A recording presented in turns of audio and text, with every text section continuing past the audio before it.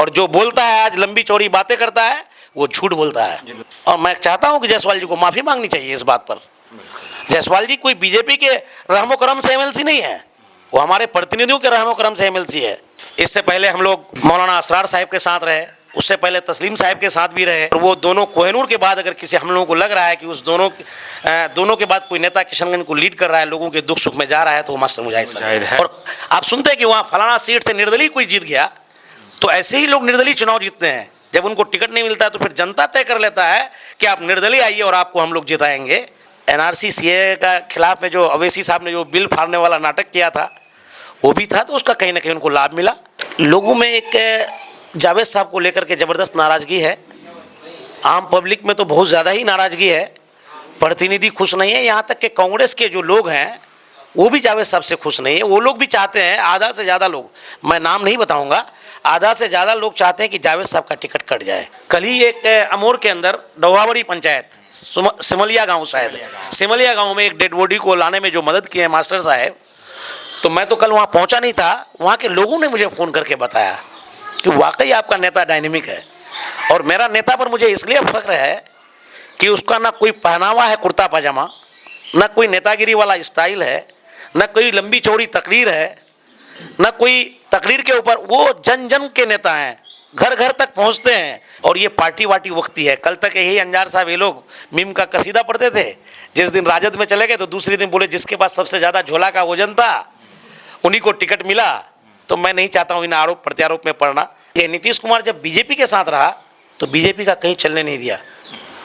नीतीश कुमार के राज में बता दीजिए कोई समुदाय, कोई जाति, कोई धर्म, कोई पंथ अगर परेशान हुआ हो, सबके साथ न्याय के साथ विकास। उस समय लोगों ने एआईएम को वोट दिया था, तो आप जब दूसरी पार्टी में चले गए कोई बात नहीं, लेकिन एक बार तो अपने जनता से राय शुमारी कर लेते कम से कम कि हम लोग जाएं या नहीं जाएं।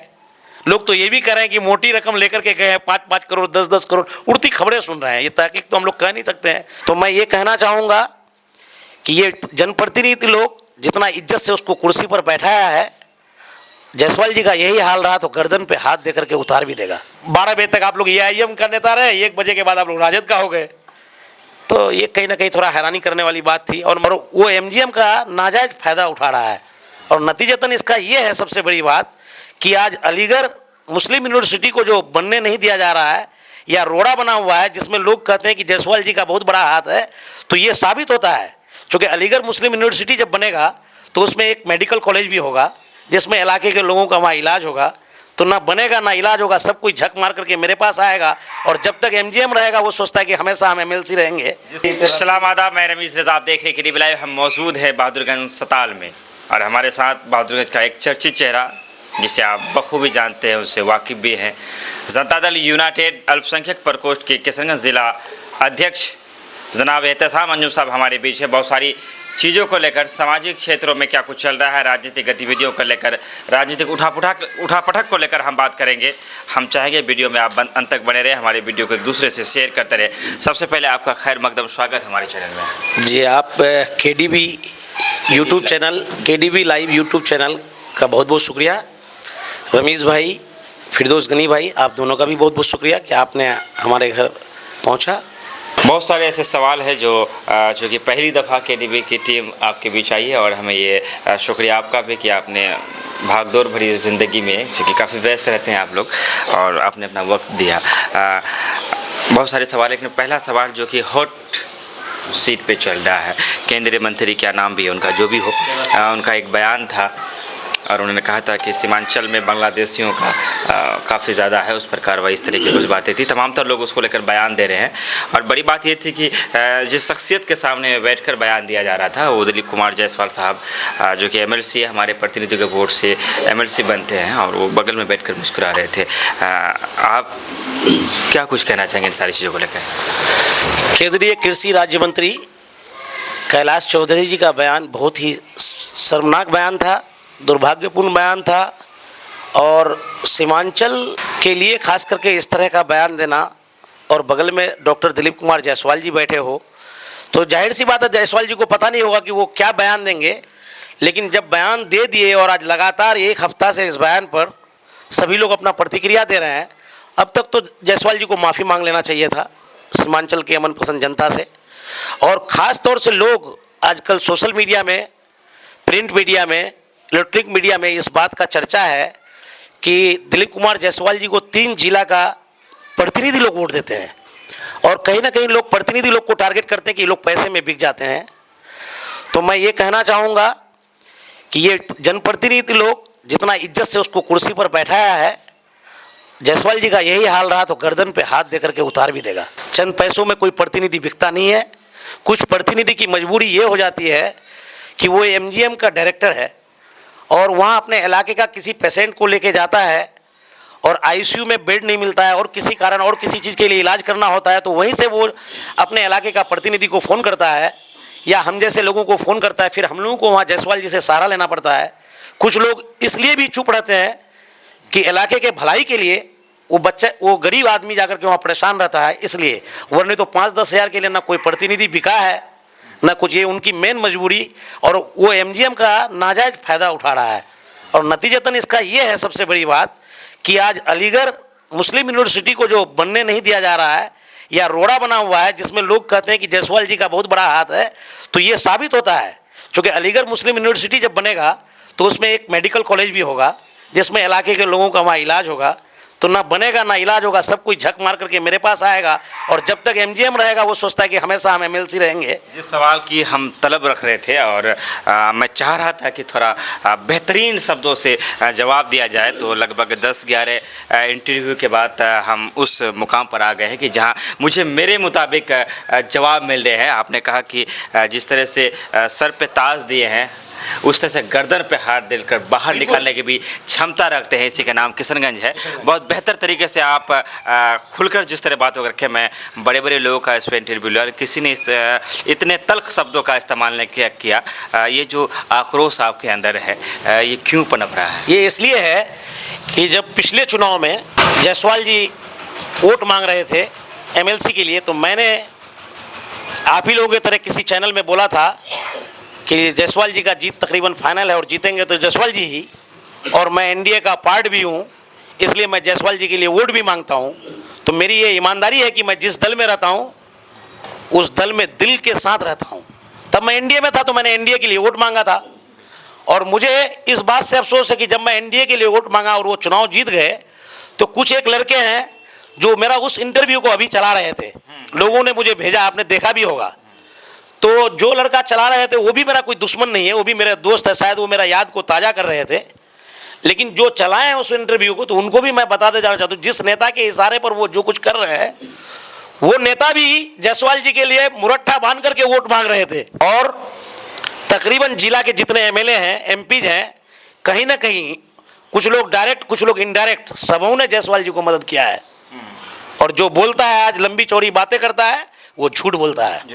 बिल्कुल सही बात पर आप आए हैं, चूँकि मैंने राजद के किसी नेता को कहा था कि महागठबंधन की तमाम तर सीटें हैं, तमाम तरह एमएलए एमपी जो है महागठबंधन से ही है, कोई दूसरी जगह से नहीं है। हालांकि वीडियो तो जारी नहीं किया है यहाँ के एमएलए ने, लेकिन किसी ने फेसबुक में पोस्ट किया है, जैसे कोई बच्चा भी कर देता है। लेकिन बाहर के मोदी को टारगेट किया गया है, लेकिन घर का जो मोदी है उसका नाम तक नहीं लिए है। जब उनके एक एमपी एमएलए कुछ नहीं बोलना चाहते हैं, लेकिन ऐसी हालात में कल अगर एहतसाम अंजुम ने अगर तारीफ की थी, तो आज आपने कहा कि गर्दन पे हाथ डालकर, ये बड़ी बड़ी बात। बिल्कुल, मैं जायसवाल जी को सिर्फ यही बात नहीं और बात भी याद दिलाना चाहता हूँ।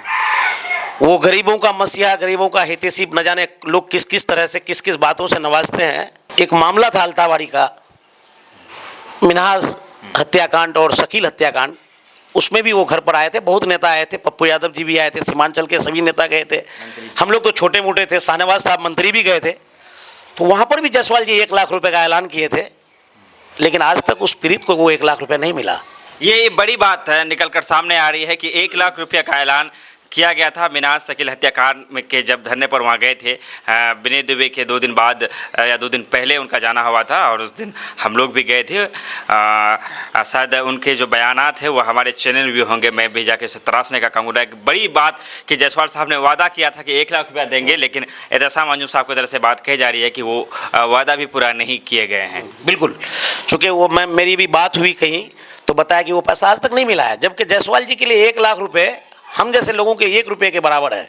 वो जब चाहे उनको दे सकते हैं, या नहीं देना तो ऐलान नहीं करते, भरे मन से 1500 पब्लिकों के बीच में माइक में वो बोले कि 1 लाख रुपए का मैं मदद करता हूँ, और न जाने आज तक क्यों नहीं दिए। तो ये आप फिर जायसवाल जी से जब बाइट लेंगे तब पता चलेगा आपको कि दिए और क्यों नहीं दिए।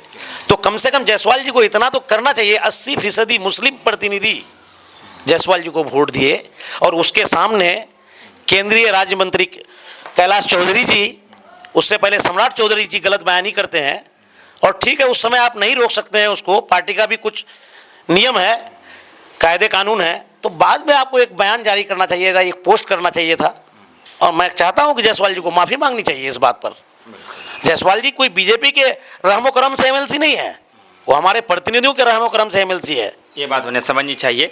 2024 भी सामने है, और हम ऑन द कैमरा ये बात को कहने में कोई गुरेज नहीं है कि आप पहले एकलौते ऐसा प्रतिनिधि है जो इस तरह से खतरनाक तल्ख तरीके से अपनी बातों को रखा है। बाकी तमाम तर ने मिली जुली प्रतिक्रियाएं दी है इसको लेकर, और मैं समझता हूँ अगर आपके जैसे तमाम तर ने बोलना शुरू कर दिया तो जायसवाल का इससे बड़ा भी कोई हो तो उसे माफ़ी मांगना ही पड़ेगा। बहरहाल अब हम इससे निकलना चाहेंगे। 2024 भी सामने है और आप जनता दल के ही नेता है, तो आपसे ये सवाल करना कि आपकी पसंदीदा नेता कौन होंगे, मैं समझता हूँ ये बातें ठीक नहीं है। लेकिन महागठबंधन में जो चीज़ें चल रही है इसको लेकर क्या लगता है कि महागठबंधन जो आपसी खिंचातानी चल रही है मास्टर मुजाहिद डॉक्टर जावेद अंदरूनी तौर पर, क्या ये गलत संदेश नहीं दे रहा है?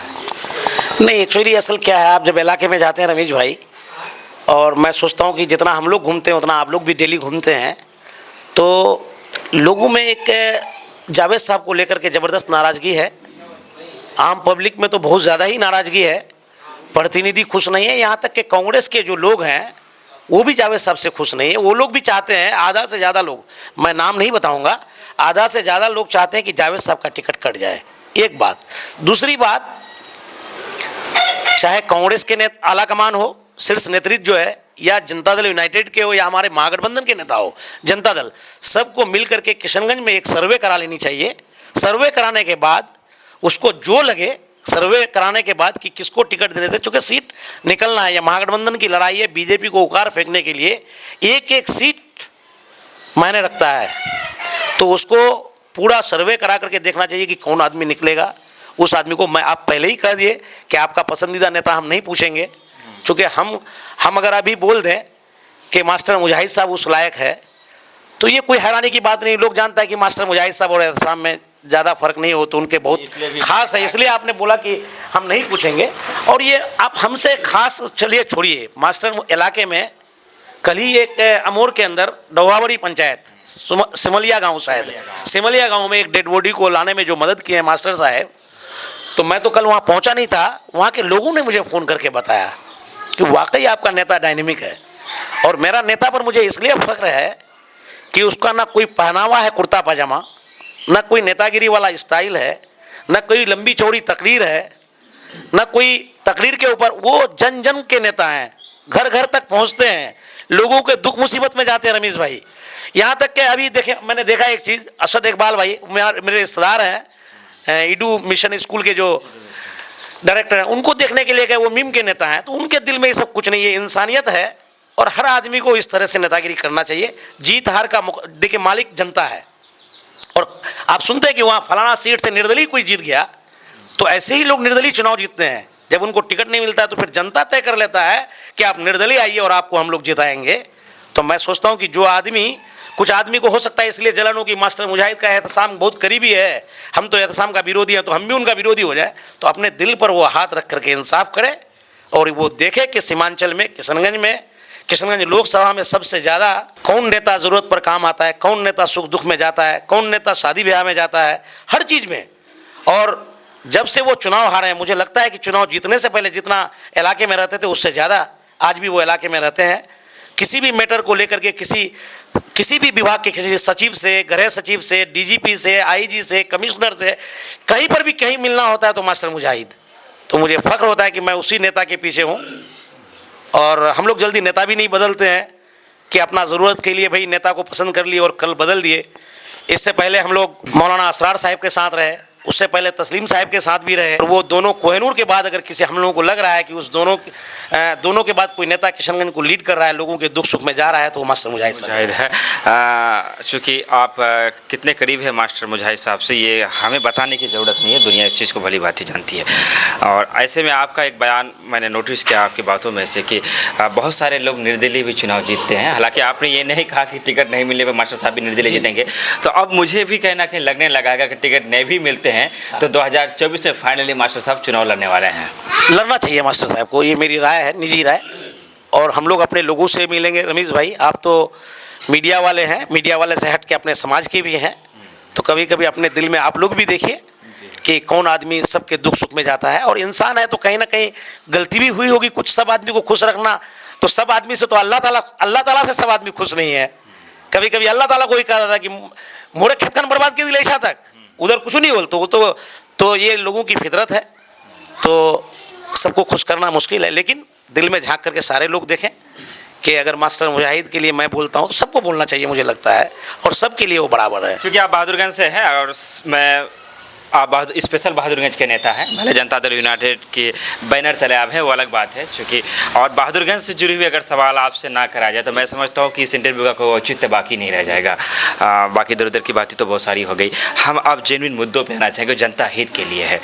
झांसी रानी चौक से आप भी अली हसन चौक जाते होंगे, जो जाम की स्थिति उत्पन्न होती है, कभी कभी गाड़ी में बैठकर 2-3 घंटा रोने का मन करता है। बहादुरगंज अस्पताल का मामला है, नगर का जो नगर चेयरमैन प्रतिनिधि है, कोई छोटा सा बच्चा नहीं होता है चेयरमैन पर, और जो चेयरमैन है कोई ऐसा नहीं कि नए आदमी को हम लोगों ने जिता दिया है, वो भी बड़े चीज़ों को जानते हैं। उनको बयान देना पड़ता है कि प्रभारी रास्ते को बंद कर देता है। इस तरह की चीज़ें बहादुरगंज में जो बेलगाम होकर चल रही है, चाहे चौकीदार को थप्पड़ मारने वाला मामला हो, क्या लगता है इन सारी चीज़ों को लेकर एज एहतसाम अंजुम क्या सोच रहा है? सबसे पहले हॉस्पिटल का मामला।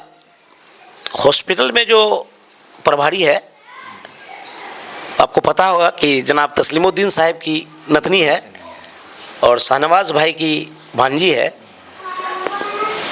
मैं तो ये कहूँगा कि तस्लीम साहब का हम लोगों ने बहुत इज़्ज़त किया है, इस इलाके ने बहुत इज़्ज़त दिया है उनको, तो उसका नाजायज़ फ़ायदा वो ना उठाए। और हमारे लोगों को भी चाहिए कि सिर्फ उसका नतनी होने के वजह से उसको कोई सज़ा न दी जाए, दोनों ही बात है। और उसको प्रभारी महोदया का पहले से भी बहुत शिकायत है, तो इसमें बड़े लीडरशिप जो हैं, MP साहब को, DM साहब को थोड़ा देखने की ज़रूरत है।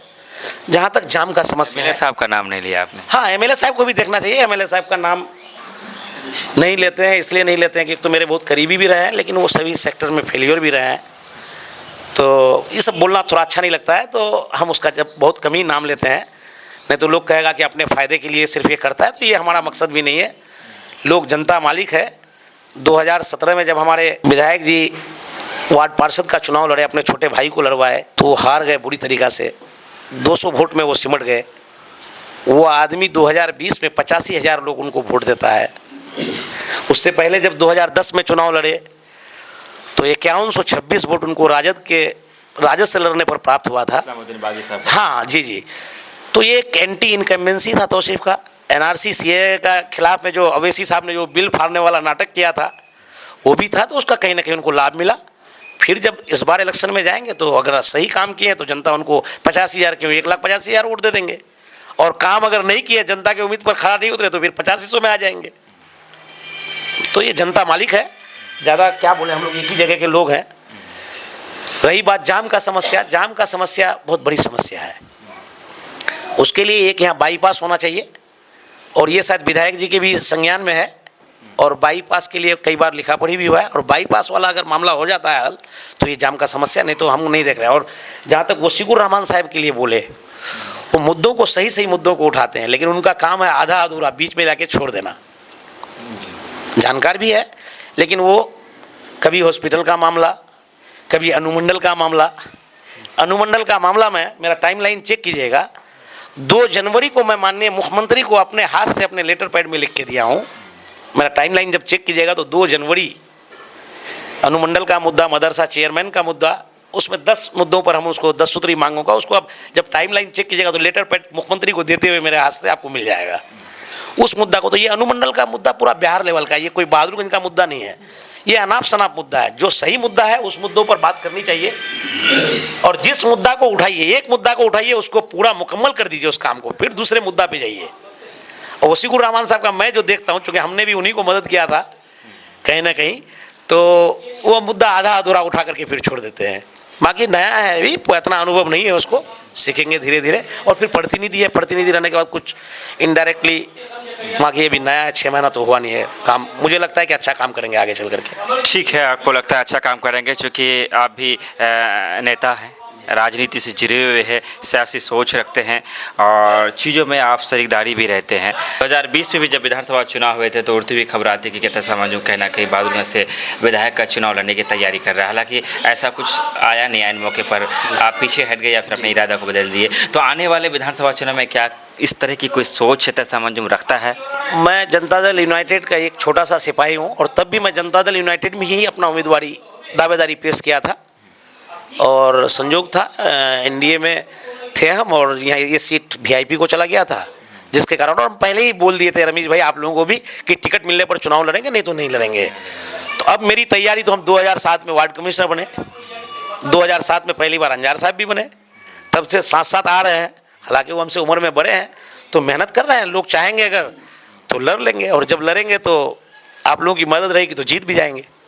यानी इनकार नहीं कर सकते कि नहीं लड़ेंगे? नहीं, इनकार का कोई बात नहीं है। रात दिन घूम ही रहे हैं क्षेत्र में, तो देखिए अब जनता अगर चाहेगी कि आप लड़िए, एहतसाम भाई आपकी ज़रूरत है, सिर्फ एक ही सोच रहता है दिमाग में, लोगों की उम्मीदों पर खरा उतरे, ईमानदारी से काम करें। और ये पार्टी वार्टी वक्ती है। कल तक यही अंजार साहब ये लोग मीम का कसीदा पढ़ते थे, जिस दिन राजद में चले गए तो दूसरे दिन बोले जिसके पास सबसे ज़्यादा झोला का वजन था उन्हीं को टिकट मिला। तो मैं नहीं चाहता हूँ इन आरोप प्रत्यारोप में पड़ना। जब जो जिस दल में रहते हैं उनका गुणगान करते हैं, ये होते आया है हमेशा, आगे भी होते रहेगा।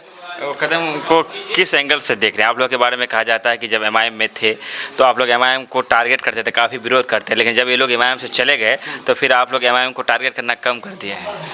एमआईएम को टारगेट पहले भी हमने ज़्यादा नहीं किया है, और एमआईएम को टारगेट इसलिए भी करते हैं कि एमआईएम को हम तब सही समझेंगे रमेश भाई, जब वो राजद या सेकुलर पार्टी जो ये कांग्रेस, इनके साथ अगर मिलकर चुनाव लड़े तो उस पार्टी को टारगेट, वो अलग चुनाव लड़ती है तो कहीं ना कहीं सेकुलर जमात को नुकसान होता है और भाजपा को कहीं ना कहीं फायदा है। इसीलिए इसमें अब इतनी सी बात अगर बोल दिए तो यही मसाला मिल गया, इसी में तो ये आई वाला गाली दे करके हमको अपना भड़ास मिटा लेंगे। लेकिन हम इन गालीबाजों से डरते नहीं हैं, और गाली देना हम लोग किसी को अच्छा भी नहीं समझते। हम लोग, मेरी तो एक खास बात है कि मुजाहिद साहब मेरे नेता हैं, हम 1000 बात बोलेंगे मुजाहिद साहब जिंदाबाद, लेकिन जिसके विरोधी हम हैं तो हम मुर्दाबाद बोलना अच्छा नहीं समझते। ये हमको कहीं से अच्छा नहीं लगता है। हर आदमी का कोई ना कोई पसंद है, तो हम लोगों का मुजाहिद साहब पसंद है। किसी ज़माने तस्लीमुद्दीन साहब थे, मौलाना असरार साहब के बहुत करीबी रहे, अख्तर साहब के बहुत करीबी रहे। अख्तर साहब को भी बहुत पहले, जब मुजाहिद साहब चुनाव ने, अख्तर साहब के लिए भी हम लोग बहुत वोट मांगे जब वो राजद में थे। तो हर आदमी बुद्धिजीवी लोग हैं, इनको सोचना चाहिए, विचार करना चाहिए। ये नहीं कि हम ही दुनिया भर का काबिल है, बाकी लोग बेवकूफ़ हैं। तो लोगों ने वोट दिया, तो 85,000 वोट दिया उस समय लोगों ने एआईएम को वोट दिया था। तो आप जब दूसरी पार्टी में चले गए कोई बात नहीं, लेकिन एक बार तो अपने जनता से राय शुमारी कर लेते कम से कम कि हम लोग जाएं या नहीं जाएं। लोग तो ये भी कह रहे हैं कि मोटी रकम लेकर के गए हैं, 5-5 करोड़ 10-10 करोड़, उड़ती खबरें सुन रहे हैं। ये तहकीक तो हम लोग कह नहीं सकते हैं, जो लिए होंगे और जो दिए होंगे वही लोग सही बता सकते हैं कि मामला क्या है। और मेरी खास बात इस पर यह है कि 4 विधायक छोड़ करके चले गए, 3 विधायक मेरा किशनगंज लोकसभा से, 1 विधायक आपका झोंकी से शाहनवाज भाई, टोटल मलाई वो लेकर के गए। मेरा कहने का मतलब था कि इस 3 विधायक में से कोई मंत्री बनते जो किशनगंज लोकसभा से थे, कम से कम किशनगंज के लिए कुछ भला स्पेशल हो जाता। मेरी एक राय। दूसरी बात, आज एम्स के लिए जमीन चिन्हित किया हुआ है, वो हॉस्पिटल मांग लेते, कम से कम एक बड़ा बिहार सरकार से हॉस्पिटल मांग लेते उसके एवज में, तो हमको आज एमजीएम में जाकर के ठोकर नहीं खाना पड़ता। आप लोग मंत्री नहीं बने तो कम से कम इलाके के लोगों के लिए एक हॉस्पिटल मांग लेते, बढ़िया एक यूनिवर्सिटी मांग लेते। तो ये एक बात समझते हैं आप लोग, क्या किए नहीं किए। 12 बजे तक आप लोग एआईएम का नेता रहे, 1 बजे के बाद आप लोग राजद का हो गए। तो ये कहीं ना कहीं थोड़ा हैरानी करने वाली बात थी, और मैं चाहता था कि मेरा ये तीनों में से कोई एक मंत्री बनता तो ज़्यादा अच्छा होता किशनगंज के लिए। बहादुरगंज में जब आप झांसी रानी चौक से अस्पताल तक जाएंगे तो हर साल यही होता है कमोबेश, और इस बार भी शुरुआत हो चुकी है क्योंकि मानसून ने प्रवेश कर लिया है। जो जल जमाव जो होता है वो जीना दुश्वार कर देता है। ये सारी चीज़ें कब ख़त्म होगी? ये इसके लिए नगर प्रशासन जिम्मेदार है, जल निकासी के लिए नगर प्रशासन को चाहिए, और करता भी है, उस लेवल में नहीं कर पाता है लेकिन करना चाहिए। इसके लिए नगर प्रशासन और हम लोग उसमें फिर लगे भी रहते हैं। जब इस तरह की समस्या होता है तो हम लोग कार्यपालक को, BDO को, CO साहब को, थाना प्रभारी को, सबको बताते हैं ये सब चीज़, और ये होते रहता है। और मैं और एक बात आपको बता दूं रमेश भाई, नीतीश कुमार के साथ रहने का मतलब, मैं तो पार्टी का अध्यक्ष तब बना जब ये BJP के साथ था, तो BJP के साथ में रहने के बाद पार्टी में गए तो सिर्फ इसलिए नहीं गए, नीतीश कुमार जब BJP के साथ रहा तो BJP का कहीं चलने नहीं दिया। नीतीश कुमार के राज में बता दीजिए, कोई समुदाय, कोई जाति, कोई धर्म, कोई पंथ अगर परेशान हुआ हो, सबके साथ न्याय के साथ विकास, इंसाफ के साथ तरक्की, यही हमारा मुख्यमंत्री का नारा था। और आज राजद में भी है तो वही है। तो मुख्यमंत्री के अलावा आप एक कोई चेहरा बता दीजिए बिहार में जो उससे बढ़िया चेहरा हो। तो माननीय नीतीश कुमार जी बिहार को बहुत ऊंचाई तक ले गए हैं, और ये ऐसा नेता बहुत कम ही मिलते हैं। और मुझे फ़ख्र है कि हम लोग नीतीश कुमार जी के नेतृत्व में सरकार में भी हैं और अच्छा काम कर रहे हैं, और आगे भी लगातार अच्छा काम करते रहेंगे। बहुत बहुत शुक्रिया। ये थे एहसाम अंजुम साहब, जिला अध्यक्ष अल्पसंख्यक प्रकोष्ठ किशनगंज से, जो अपनी बातों को रख रहे थे। हम चाहेंगे कि मर्यादित तरीके से हम अपनी बातों को कमेंट के जरिए रख सकते हैं, क्योंकि हमारी शब्दों की जो महिमा है वो बताता है कि हमारी परवरिश किस तरह की माँ बाप ने हमारे साथ किया होगा। हम चाहेंगे विरोध लोकतंत्र में होना चाहिए, और विरोध ही लोकतंत्र की खूबसूरती को जन्म देता है, लेकिन हमारी विरोध भाष में भी एक सभ्यता होनी चाहिए, एक शालीनता होनी चाहिए। चैनल को सब्सक्राइब करते रहे, खबरों को शेयर करते रहे। धन्यवाद, शुक्रिया, आदाब।